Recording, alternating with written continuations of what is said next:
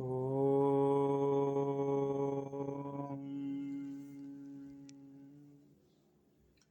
హరి హరి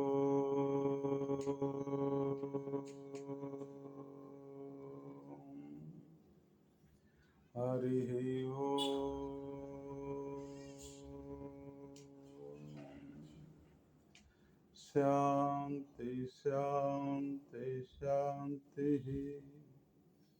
ఓం శ్రీ కృష్ణ పరబ్రహ్మణే నమః. ఓం శ్రీ సద్గురు పరమాత్మనే నమః. ఓం శ్రీ సర్వమహర్షిభ్యో నమః.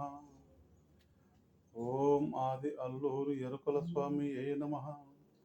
ఓం శ్రీ చిక్కేపల్లి రామప్ప స్వామియే నమః. ఓం నల్లమేకలపల్లి మఠం కాసయ్య స్వామియే నమః. నేమకల్ సంఘాల కొండారెడ్డి స్వామియే నమః. ఓం గోపాల్ రెడ్డి స్వామియే నమః. ఓం ఆది అల్లిపీర స్వామియే నమః. గుడికల్ అల్లిపీర స్వామియే నమః. ఓం వాసులింగప్ప స్వామియే నమః. ఓం అచ్యుతానంద స్వామియే నమః. ఓం శంకరానందగిరి స్వామియే నమః. ఓం మద్దలేటయ్య స్వామియే నమః. ఓం శాంతి శాంతి శాంతి.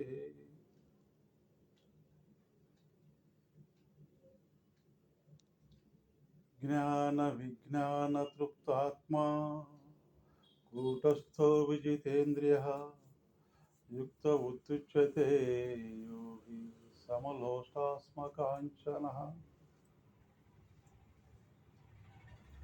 జ్ఞాన విజ్ఞాన తృప్తాత్మ కూటస్థో విజితేంద్రియః అనే వాక్యం గురించి, శ్లోకం గురించి భగవద్గీతలో శ్రీకృష్ణ భగవానుడు చెప్పాడు అన్నమాట. శ్రీకృష్ణ భగవానుడు చెప్తున్నాడు అన్నమాట, జ్ఞానము ఎంతో గొప్పది. 84 లక్షల జీవరాశులలో జ్ఞానం గొప్పది అని భగవంతుడు చెప్తున్నాడు. ఎవరికైతే జ్ఞానం ఉంటుందో వారికి విజ్ఞానం లభిస్తుంది. ఎవరికైతే విజ్ఞానం లభిస్తుందో వాళ్ళ ప్రవర్తన ఏ విధంగా ఉంటుందంటే సమలోష్టాస్మ కాంచన. ప్రపంచంలో ఏ ఖనిజమైన, మట్టి అయినా, రాగి అయినా, ఇసుక అయినా, బంగారైనా, ఇత్తడి, రాగి, సీసము, ఎన్ని రకాల లోహాలున్నా కూడా వారికి, సద్గురువులకి ఎవరైతే జ్ఞానం ఉంటుందో, ఎవరికైతే జ్ఞానం లభిస్తుందో అటువంటి వారికి, సద్గురువులకు ప్రపంచంలోన ఎటువంటి దాని మీద కూడా వాళ్ళకి ఇష్టం ఉండదు. ఒక ఎగ్జాంపుల్ చెప్తున్నాను. సీతారాములు ఉన్నప్పుడు ఆంజనేయ స్వామికి సీతాదేవి ముత్యాల హారము ఒక గిఫ్ట్గా ఇస్తుంది హనుమంతునికి. హనుమంతుడి మనసు ఎలా ఉంది? ఆయన మనసు అంతా ఏకాంతము రాముడు తప్ప అతనికి ఏమి లేదన్నమాట. అతని మనసులో రాముడు తప్ప ఇంకా వేరే ధ్యాస అతనికి లేదన్నమాట. ముత్యాల హారము ఎంతో ప్రేమతో సీతాదేవి ఇచ్చింది హనుమంతునికి. హనుమంతుడు ఏం చేశాడు? ప్రతి ముత్యంలోన తన రాముడు ఉన్నాడేమో అని చెప్పి ప్రతి ఒక్క పూసని కొరికి ముత్యాన్ని పారేస్తూ ఉన్నాడు. అప్పుడు సీతాదేవి, ఏమనమంతా అలా పారేస్తున్నావని, పారేస్తున్నావంటే, దీనిలో నా రాముడు లేడు అమ్మా అని చెప్తారన్నమాట. అతని మనసు ఎలా ఉంది? కేవలం భగవంతుని మీదే ఉన్నది. కాబట్టి ఎవరికైతే జ్ఞానం అనేది ఉంటుందో వారికి భగవంతుడు తప్ప వాళ్ళకి వేరే లోకం ఉండదు. వాళ్ళ లోకమంతా భగవంతుడే. వాళ్ళ మనసులు భగవంతులు ఏకమైపోయి ఉంటుంది అన్నమాట. వాళ్ళకి ప్రపంచంలో ఏ వస్తువు మీద వాళ్ళకి బంగారం కానీ, వజ్రం కానీ, ఏదే కానీ సరే వాళ్ళకి ఇష్టం ఉండదు. కేవలం భగవంతుడు మాత్రమే వాళ్ళ మనసులో ఉంటారన్నమాట. అటువంటి వాళ్ళు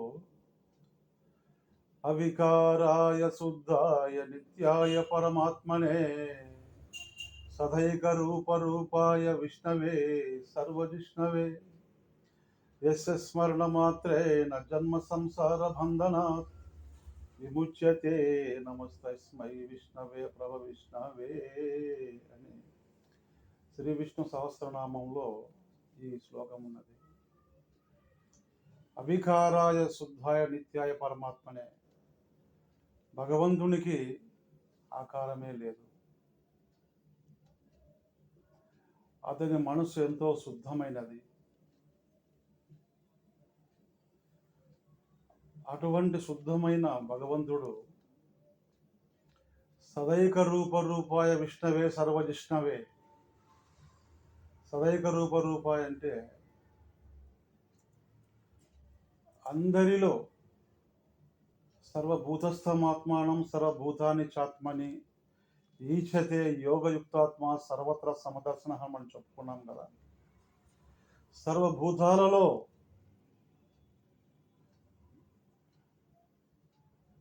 సద్గురువులు, జ్ఞానులు, విజ్ఞానులు వీరు సదైక రూపాయ విష్ణువే సర్వజిష్ణవే అంటే ప్రతి ఒక్క మనిషిలో కూడా భగవంతుని రూపమే చూస్తారు వీరు. ప్రతి ఒక్క మనిషిలో 84 లక్షల జీవరాశులలో ఉండే మానవుడు గొప్పవాడు అంటారు కదా.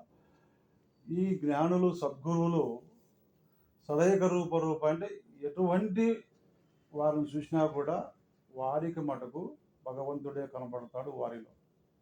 ఎందుకంటే వారి మనసు అలా ఉన్నది కాబట్టి, వారి మనసు ఏకాంతంగా భగవంతునిలో ఉన్నది కాబట్టి వారికి అన్ని రూపాలలో కూడా భగవంతుడే కనబడుతున్నాడు. వాళ్ళకి వేరుగా వాళ్ళకి కనబడటం లేదు. అటువంటి వారు విష్ణువే సర్వజిష్ణువే అని చెప్తారు అన్నమాట. యస్య స్మరణ మాత్రేన జన్మ సంసార బంధనాత్ విముచ్యతే నమస్తస్మై విష్ణవే విష్ణవే.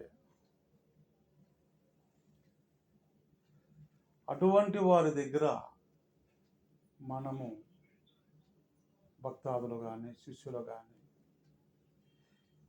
వీరందరూ కూడా మనం కూడా భగవంతుని చేరుకోవాలి అనే మనసు మనలో ఉన్నప్పుడు మనము ఇటువంటి వారిని, జ్ఞానులను, భగవంతుని స్మరణ మాత్రేన వారిని మనం ఎప్పుడైతే స్మరణ చేసుకుంటామో,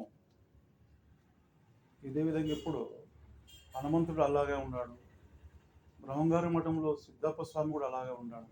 వాళ్ళ స్మరణ మాత్రమే ఎప్పుడైతే వాళ్ళు భగవంతుని స్మరిస్తారో, ఎగ్జాంపుల్ చెప్తున్నాను అంతవరకే, ఎప్పుడైతే వాళ్ళ మనసుల్లో భగవంతుని స్మరించుకుంటారో ఏకాంతముగా, వారికి ఏమవుతుందంటే జన్మ సంసార బంధన, వారికి సంసారం మీద ఉండే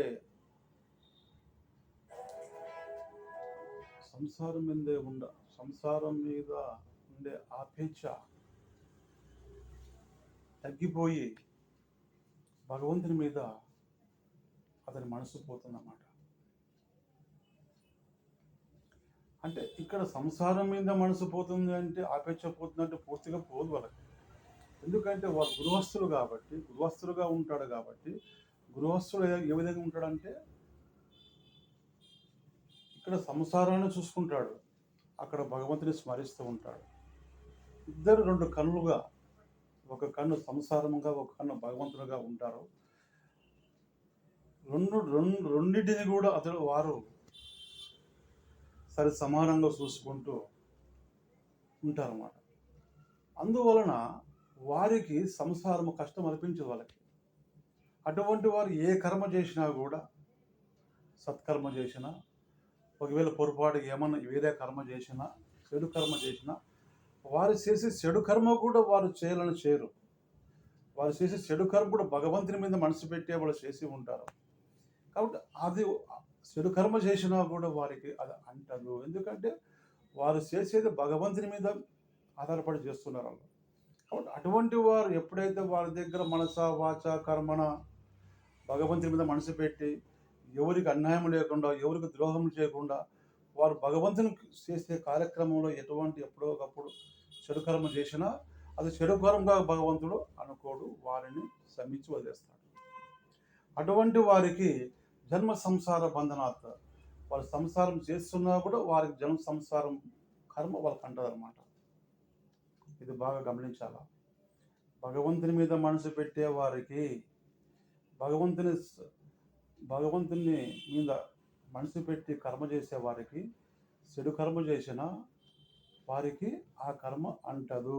ఎందుకంటే వాళ్ళు చేసేది ప్రతి పని కూడా భగవంతుని కోసమే చేస్తారు. వాళ్ళు ఇంట్లో తల్లి అయినా, భార్య అయినా, పిల్లలైనా, ఎవరైనా కూడా వాళ్ళు కూడా భగవంతులే వీరు కూడా అనే ధ్యాసతో వాళ్ళ మనసు ఉంటుంది. కాబట్టి మనము కూడా ఏం చేయాలా, మన మనస్సు అంతా పవిత్రముగా, ఏకాంతముగా మనం భగవంతుని స్మరిస్తూ ఏ విధంగా ఉండాలంటే, ఓ మిత్యేకాచరం బ్రహ్మ వ్యాహారన్ మానుస్మరన్ ఏహ ప్రియాతి త్యజన్ దేహం సయాతి పరమాం గతిం. ఓం అనే ఏకాక్షరాన్ని మనము ఎవరైతే పఠిస్తూ ఉంటారో అటువంటి వారికి ఏ బాధలు ఏమీ ఉండవు. ఎందుకంటే వారు త్యజన్ దేహం, వాళ్ళ దేహాన్నే వాళ్ళు త్యజిస్తారన్నమాట భగవంతుని కోసం. వారు భగవంతుల్లో ఐక్యం కావడం కోసం వాళ్ళ దేహం కూడా, ఎందుకంటే ఈ జన్మ మీకు దుర్లభమురా ఓరి సాజన్మ సాకార సద్గురుని కనరా. ఈ దేహం అనేది మరి మనకు వస్తుందా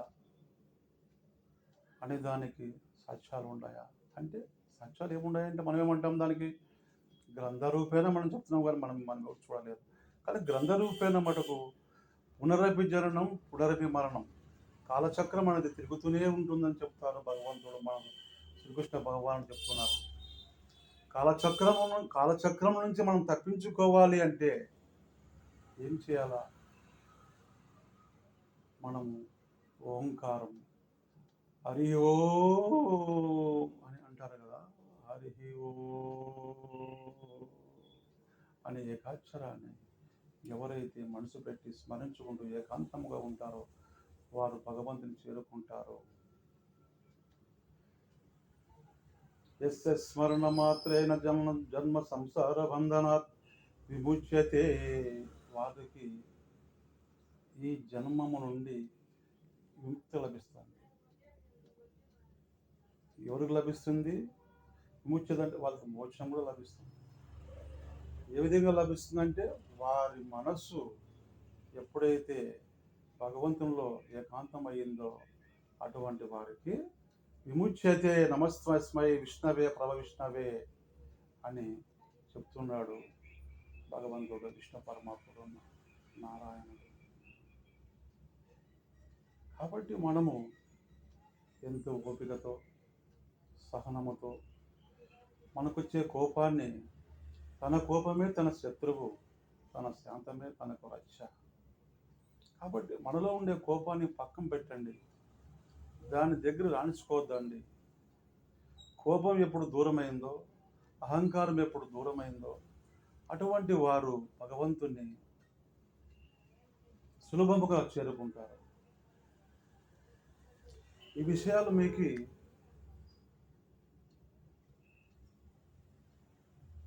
కష్టముగా ఉన్నా ఇది నిజం. ఎవరైతే తన కోపాన్ని తాను చంపేసుకుంటారో, తన కోపాన్ని దగ్గర రానివ్వకుండా చేసుకుంటారో అటువంటి వారు సులభముగా భగవంతుని చేరుకుంటారు. ఇటువంటి వారు ఎంతోమంది ఉన్నారు ప్రపంచంలోన. వాళ్ళ పేర్లు మనకు తెలియవు కానీ ఎంతోమంది భగవంతుని చేరుకున్నారు. ఉదాహరణ చెప్పాలంటే తులసీదాస్, కబీర్ దాస్, వాల్మీకి, ఎంతోమంది. వీరు ఇప్పుడు వాల్మీకి మహర్షి కూడా దారి దోపిడి దొంగ, అతడు చేసే వృత్తి. అటువంటి వారికి కూడా భగవంతుని మోక్షాన్ని ఇచ్చాడు. ఎందువల్ల ఇచ్చాడంటే, అతడు నారద మునిదుల దగ్గర తారక మంత్రం నేర్చుకొని రామ రామ అని జపిస్తూ, రామ రామ రామ రామ అని జపిస్తున్న శ్రీ రామ రామ రామేతి రమే రామే మనోరమే సహస్రనామ తత్తుల్యం రామనామ వరాననే వాల్మీకి మహర్షి శ్రీరామ మంత్రాన్ని జపిస్తూ రామరామ మంత్రాన్ని జపిస్తూ అతడు భగవంతుడు ఐక్యమైపోయాడు. అటువంటి శక్తి ఉంది తారకనామ మంత్రములో. కాబట్టి మనందరము కూడా ఏదో ఒక మంత్రాన్ని, శివనామము కానీ, రామనామము కానీ, కృష్ణనామము కానీ, మనకు నచ్చిన నామం ఏదైనా భగవంతుడి నామాన్ని స్మరిస్తూ మనమందరం కూడా భగవంతుని చేరుకోవాలని మిమ్మల్ని నేను ప్రార్థిస్తున్నాను. ఈరోజు ఇంతతో సమాప్తం. ధన్యవాదములు. నమస్తే.